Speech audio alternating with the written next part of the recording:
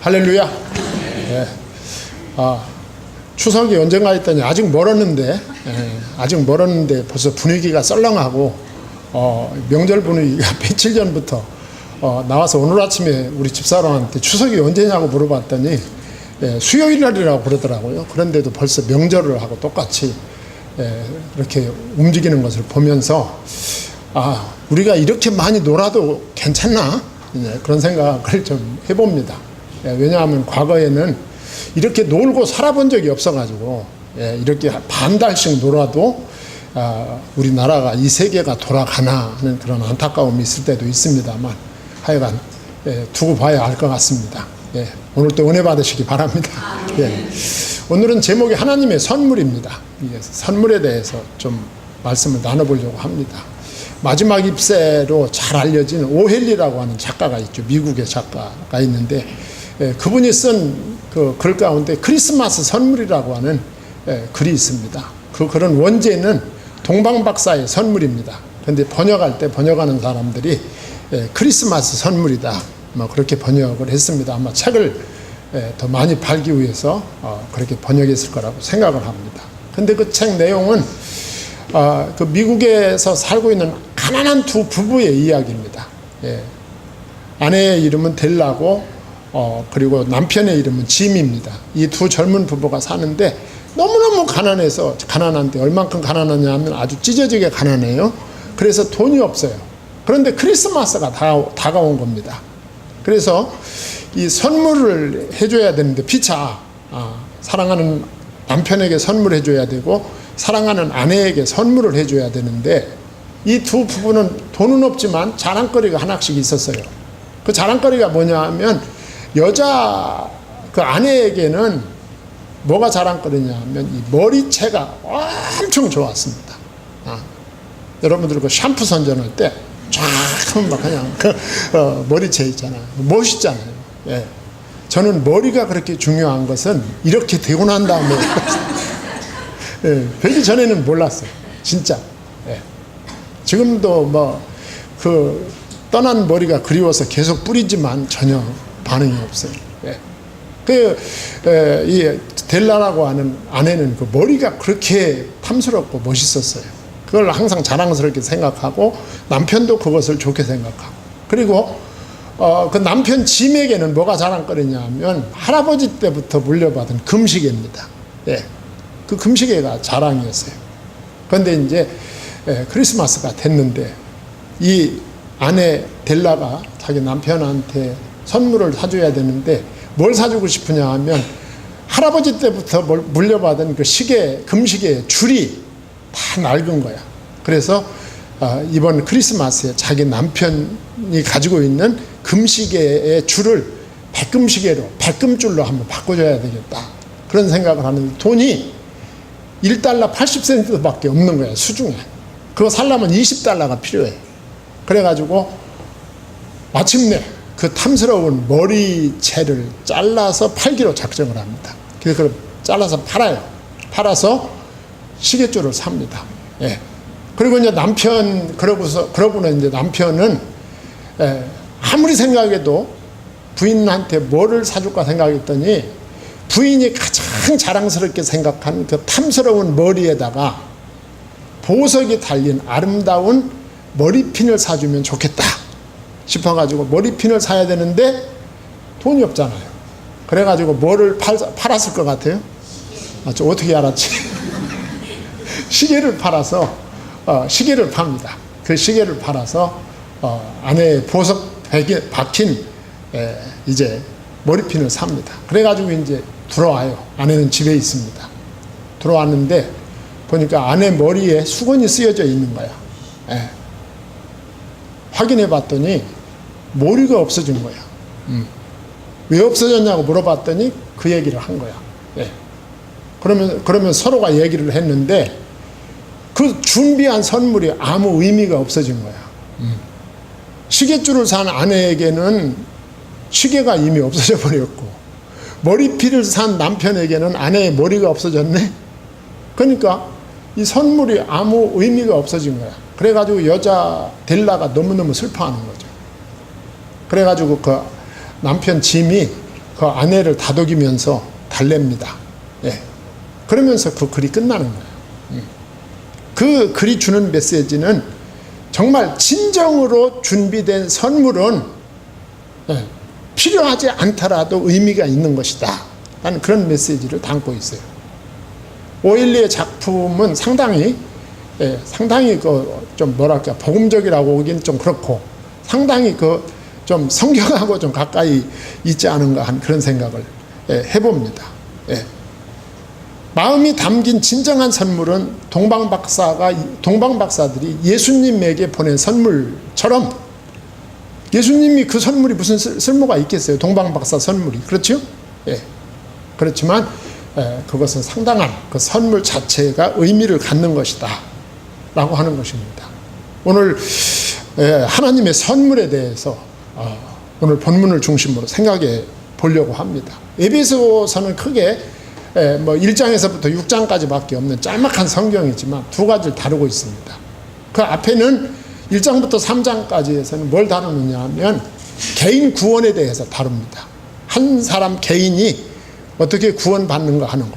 그리고 이제 후반부 4장에서 6장까지는 이 구원받은 사람들의 모임인 교회에 대해서 다루고 있어요.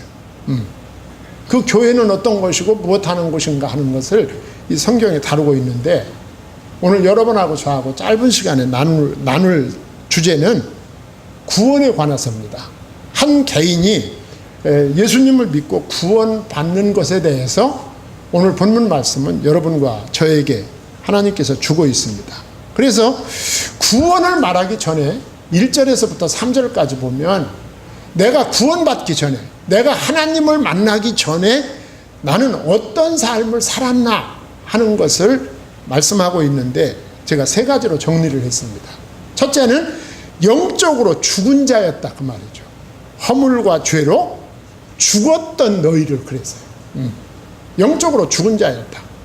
내가 예수님 영접하고 하나님 만나기 전에 나는 나의 삶, 그 삶이라고 하는 것이 육신적으로는 살아있는 것 같았지만 내면적으로 영적으로는 죽은 것과 같았다 그 말이죠. 우리가 성경에 보면 죽음을 세 가지로 묘사합니다. 첫째는 육체적인 죽음이 있습니다. 육체적인 죽음은 영원히 그 육체와 분리되는 것을 가리키는 거예요. 여러분들이 주변에서 흔히 볼 수 있는 죽음이 육체적인 죽음입니다. 그 사람의 생명이 그 사람의 영혼이 육체와 분리될 때 아무개가 죽었다 그렇게 말합니다. 그 다음에는 영적인 죽음이 있습니다. 이 영적인 죽음은 우리가 이 땅에서 살긴 살아요. 살긴 삽니다. 하루에 밥 3때 먹고 커피 마시고 살긴 삽니다. 사는데 하나님과 분리돼서 사는 삶이야. 하나님과 관계없이 사는 삶입니다. 그런 삶은 되게 방탕하고 주님의 살과 성찬에 참여하지 않고 죄 가운데 거하는 삶이죠. 이런 삶을 우리는 영적으로 죽은 삶이다 그렇게 말합니다. 오늘 본문도 그걸 말씀하고 있는 거예요. 그 다음에 또 하나의 죽음은 영원한 죽음입니다. 이건 뭘 의미하느냐 하면 하나님의 임재로부터 영원히 분리되는 거예요. 우리가 이 땅을 떠나서 하나님에게 못 가고 지옥으로 가는 것을 의미합니다. 영원한 죽음이죠. 사람에게는 이 세 가지 죽음이 존재합니다. 그런데 내가 예수님을 믿고 구원받기 전에 나는 하나님과 관계없는 육신은 살아있지만 실제로는 죽은 자와 같았다. 할렐루야? 할렐루야? 그걸 말하고 있는 거예요. 그러면서 두 번째로 내 과거의 삶을 어떻게 묘사하느냐 하면 공중권세 잡은 자를 따르던 자였다 그렇게 부릅니다. 쉽게 말하면 나는 마귀 권세를 따라다니던 사람이었다. 그때 너희는 그 가운데서 행하여 이 세상 풍조를 따르고 공중의 권세 잡은 자를 따랐으니 그랬어요. 이 세상의 풍조가 어떤 것일까요? 이 세상의 풍조, 이 세상 사람들이 가지고 있는 견해를 가지고 살았다. 이 세상 사람들이 가지고 있는 가치관을 따라서 살았다 그 말입니다. 돈이 최고고 건강이 최고고 명예가 최고고 권세가 최고고 이런 삶을 살았다. 사도 바울도 그런 삶을 살았죠. 예수님 만나면 그게 최고입니다. 예. 누구든지 사도 바울 당시나 지금이나 우리가 하나님을 만나지 못하면 세상의 견해와 세상의 가치관이 최고입니다. 거기에 생명겁니다. 예. 그러면서 죄악된 불신앙의 무리들과 함께 내가 세상에서 살았다. 그게 내 과거의 삶이었다. 하나님을 떠난 타락한 인간 세계의 잘못된 가치 체계를 섬기며 그걸 추종하면서 나는 살았다. 그게 어떤 삶이냐? 공중권세 잡은 자를 따르는 삶이다. 공중권세 잡은 자는 누굴까요? 사단을 가리키는 사단, 마귀를 가리키는 것입니다. 이 공중권세 잡은 자는 유대적 사고에서 마귀에 대한 표현입니다. 유대인들은 우주를 3층으로 봤어요. 1층은 우리 사람들이 살고 있는 곳이 1층이고 공중은 2층인데 여기에 마귀들이 사는 거예요. 3층은 하나님이 계신 곳으로 알고 있었어요. 그래서 사도 바울도 어떤 고백을 했습니까? 사도 바울도 나는 내가 다른 사람 얘기하듯이 간증을 하죠. 어떤 간증을 합니까? 내가 과거 14년 전에 하늘에 몇 층천? 3층천까지 가본 적이 있다. 그렇게 말하고 있는 것을 볼 수가 있어요. 그렇게 봤어요. 자, 에베소 성도들이 과거에는 마귀에게 종속되어 지배받던 자들이었음을 보여주고 있어요. 오늘 또 우리가 하나님을 만나지 못하면 이런 삶을 삽니다. 예. 공중권세 잡은 자를 따르는 삶을 사는 거예요. 그러면서 지금 불순종의 아들들 가운데서 역사하는 영이라. 이 하나님을 대적하여 불순종하는 자들을 따라서 내가 살았다. 여러분, 그리스도인들은 정신 똑바로 차리고 살아야 됩니다. 우리가 바울 서신, 다른 데도 마찬가지지만 바울 서신을 읽어보면 악한 마귀 사단이 천사의 모습으로 우리에게 나타난다고 그랬어요. 이걸 파악할 수 있어야 됩니다.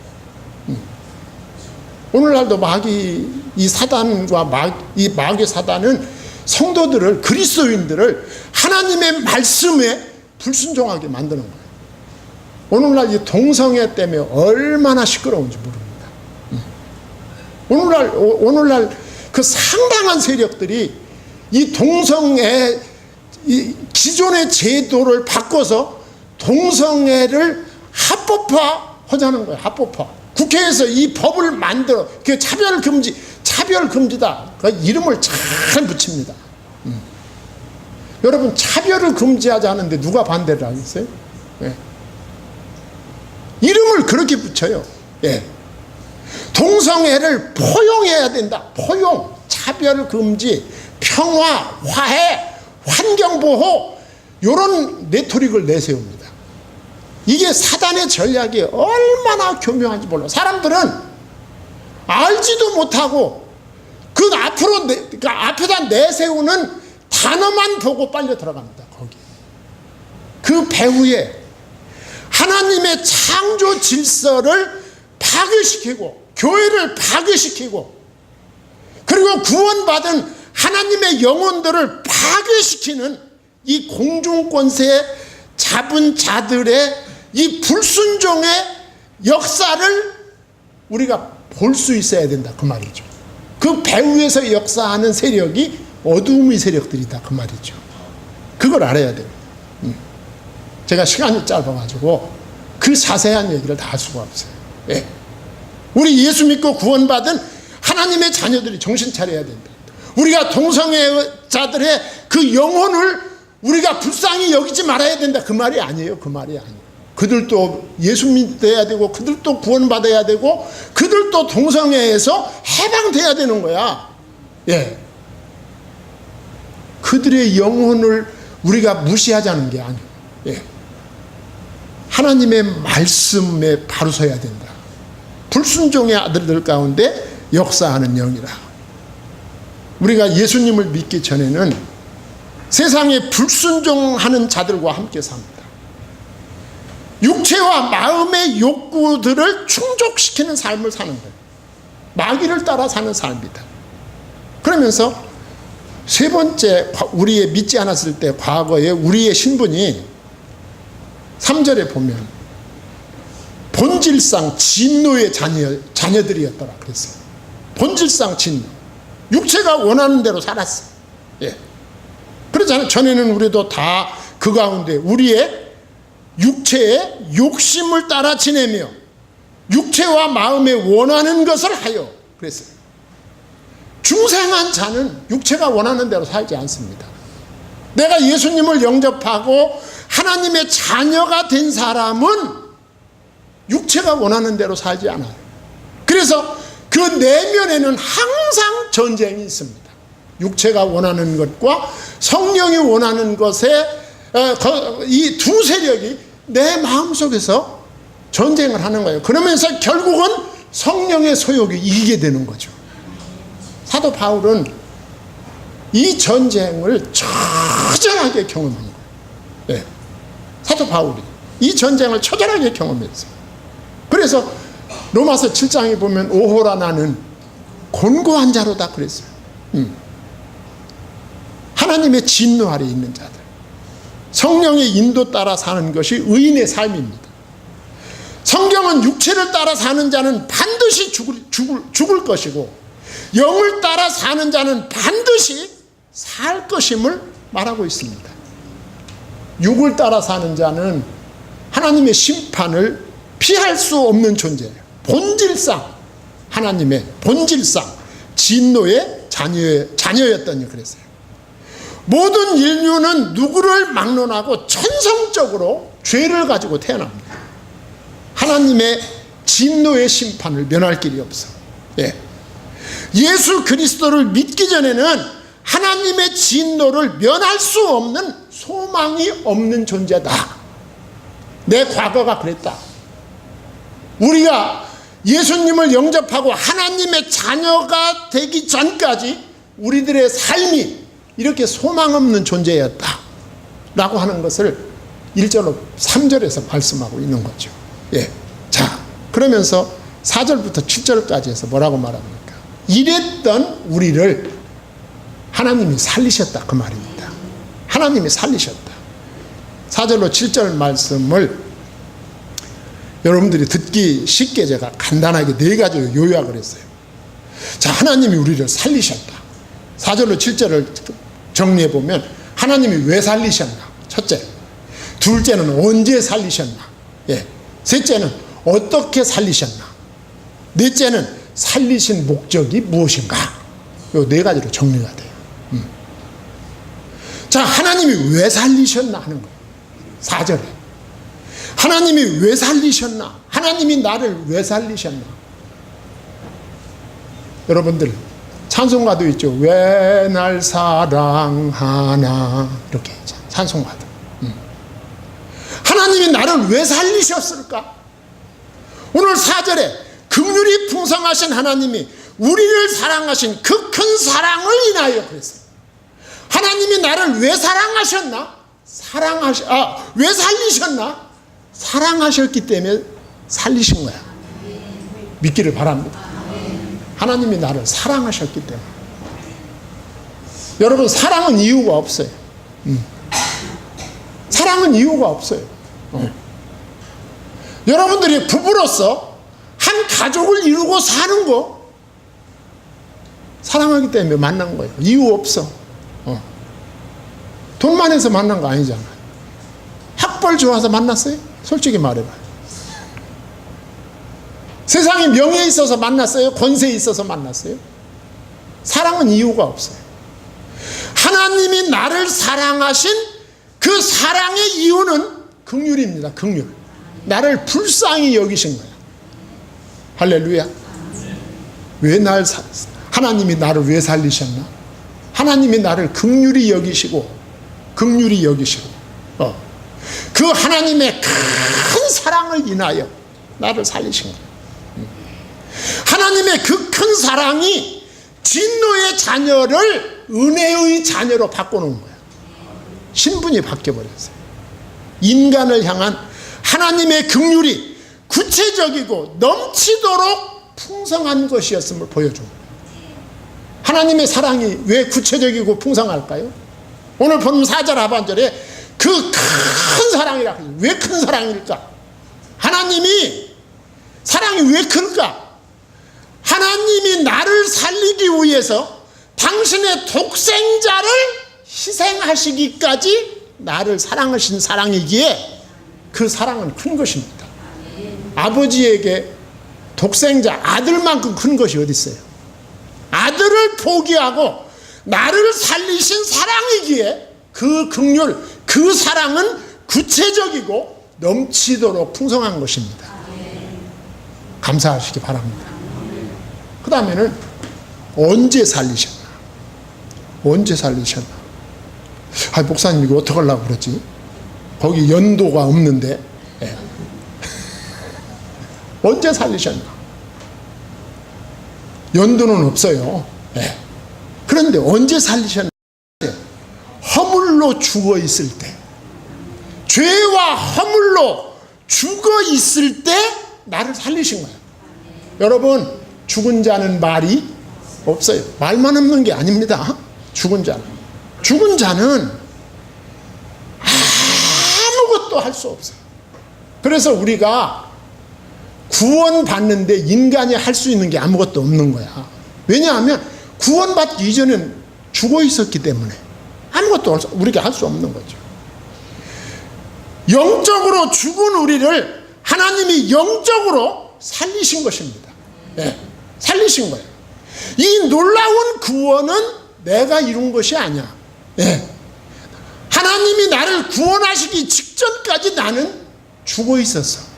아무것도 모르고 있었다. 다만 하나님의 은혜로 받은 거야. 살고 봤더니 하나님이 살려주신 거네. 살고 봤더니 내가 산 거네. 내가 사는데 내가 할 수 있는 것이 아무것도 없어요. 예. 이게 감사하고 찬양할 이유입니다. 내가 힘쓰고 내가 노력해서 내가 하나님의 자녀가 되었다면 하나님을 찬양할 이유가 없겠죠. 자, 그러면 어떻게 살리셨나? 어떻게 살리셨나? 5절과 6절에 그리스도와 함께 살리셨어요. 네. 그리스도와 함께 살리셨고 또 함께 일으키고 또 6절 하반절 예수 그리스도 안에서 함께 하늘에 앉히시니, 함께가 3번 반복되고 있어요. 네. 함께가 3번 반복. 내가 예수 그리스도를 영접할 때 죽은 자 가운데서 부활하신 예수님 안에서 나도 살게 되는 거예요. 예. 내가 예수님을 영접할 때 일으킴을 받게 되는 거예요. 예수님을 영접할 때 예수님과 함께 하나님 우편에 앉은 것이 된다, 그 말입니다. 여기 살리다, 일으키다, 앉히다, 이 3 단어는 구속사역에서 일어난 연속적 사건을 가리키는 거예요. 부활과 승천과 하나님의 보좌에 앉으심을 의미하는 거예요. 성도들은 예수님의 구속을 믿음으로 그리스도와 연합하여 그리스도 안에서 살아 일으킴을 받고 그와 함께 하늘에서 영원히 사는 것이다. 이걸 보여주는 거죠. 네. 그래서 이 위의 3 동사는 부정과거형으로 되어 있어요. 부정과거형이라 하면 이미 이루어져 변함없이 결정된 사건임을 보여주는 거예요. 이미 결정됐어요. 이 3가지가. 예. 이미 결정됐어. 그래서 성도의 구원은 예수 그리스도 안에서 이미 성취된 것입니다. 그러나 온전한 성취, 완전한 성취는 예수 그리스도가 다시 오실 때 이루어지게 되는 것입니다. 자, 그러면 4번째로 살리신 목적이 무엇인가?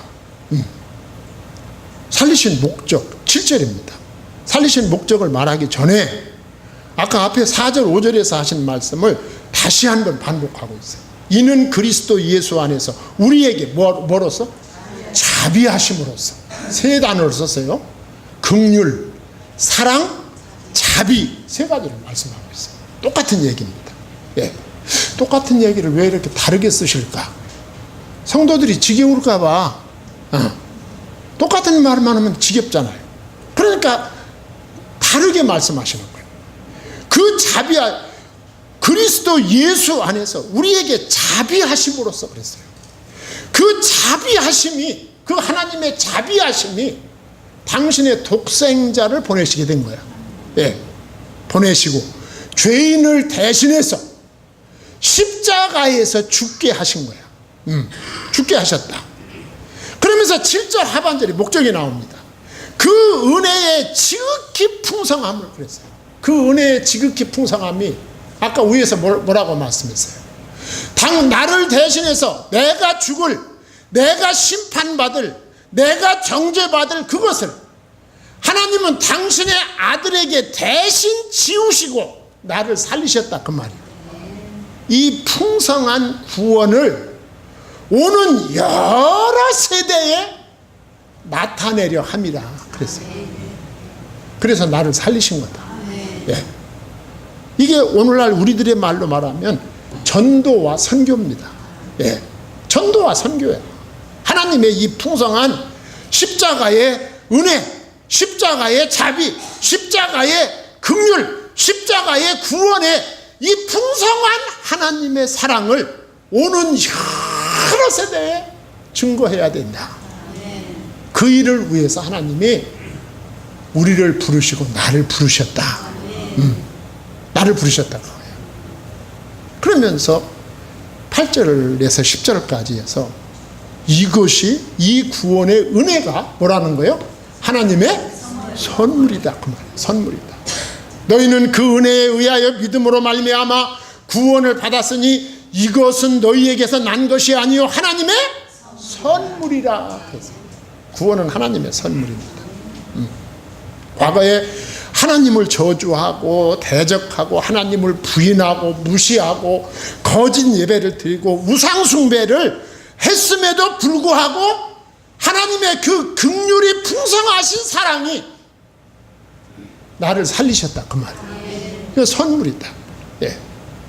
그래서 구원은 오직 믿음으로만 받는다. 9절에 뭐라고 했어요?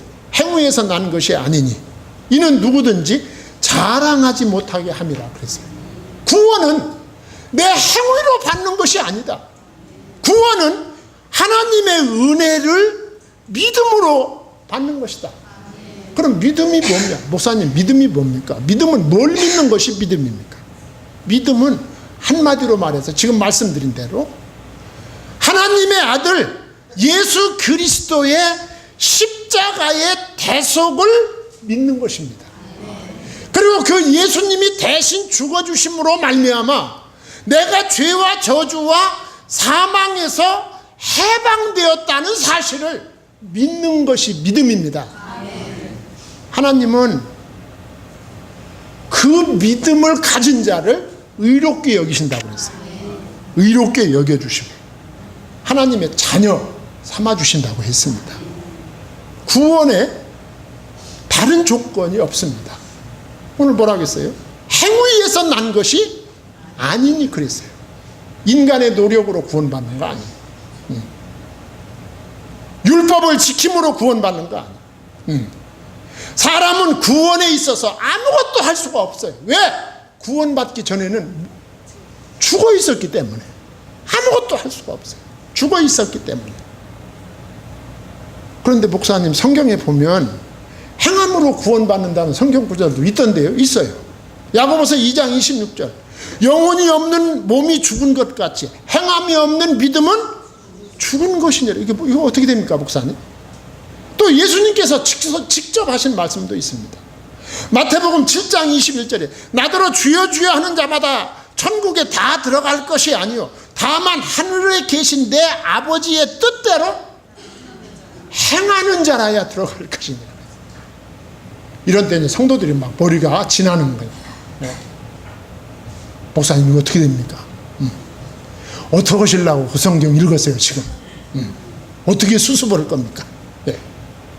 이 말씀은 행함으로 구원받는다는 말씀이 아니에요. 예. 이 말씀이 나온 배경은 인간의 선행으로, 인간의 행함으로 구원받는다는 것이 아니라 거짓 기독교, 거짓 복음을 따르는 자들을 주님께서 책망하신 말씀입니다.